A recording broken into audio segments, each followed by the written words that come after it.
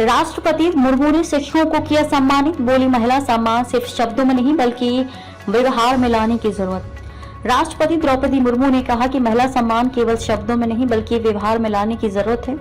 किसी भी समाज के विकास का एक महत्वपूर्ण मानक महिलाओं की स्थिति में है। ऐसे में अभिभावकों व शिक्षकों की जिम्मेदारी है कि वे बच्चों को ऐसी शिक्षा दें कि वे सदैव महिलाओं की गरिमा के अनुकूल आचरण करें।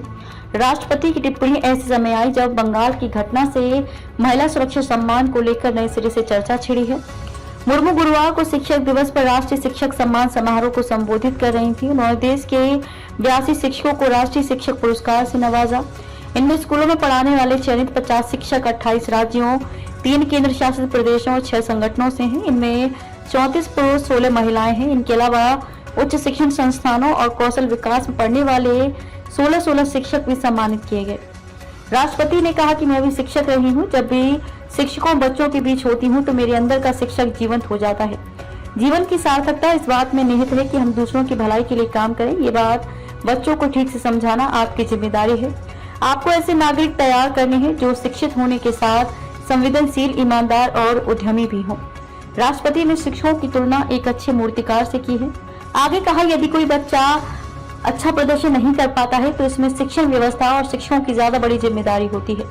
किसी की सफलता में सबसे महत्वपूर्ण भूमिका शिक्षक की होती है। उन्होंने शिक्षकों से कहा कि वे अपने ज्ञानार्जन की प्रक्रिया निरंतर बनाए रखें। इससे अध्यापन अधिक रुचिकर, प्रासंगिक बना रहेगा।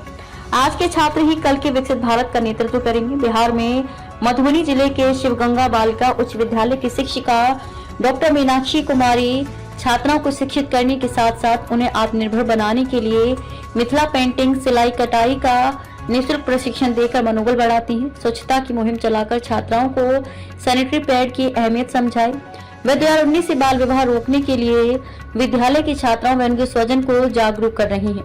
अब तक 80 से अधिक बाल विवाह को रोकने में सफल रही हैं। राजस्थान के सरकारी स्कूल के शिक्षक हुकुमचंद चौधरी ने कम लागत वाली परियोजना आधारित तकनीकों निर्माण किया। इनमें रिसाइकिल मटेरियल से निर्मित स्वचालित स्कूल घंटी और व्हाट्सएप पर प्रश्नों के उत्तर देने के लिए AI संचालित चैटबोर्ड शामिल है। राजस्थान के Mamta modern senior secondary school की प्रिंसिपल पल्लवी शर्मा ने मैथ्स और science park, fundamental literacy laboratory और हैप्पीनेस लैब खुशीशाला का निर्माण किया। दक्षिण गोवा के Satyavati Soyru Angle higher secondary school की शिक्षिका चंद्रलेखा दामोदर मिस्त्री ने प्राइमरी विद्यार्थियों के बीच भाषा संबंधी अंतर को पाटा। उन्होंने नवीन कम लागत वाली शिक्षण सहायक सामग्री तैयार की तथा सीखने के प्रति रुचि पैदा करने के लिए पुस्तकों और लेखन सामग्री के साथ घर घर जाकर लोगों से मुलाकात की।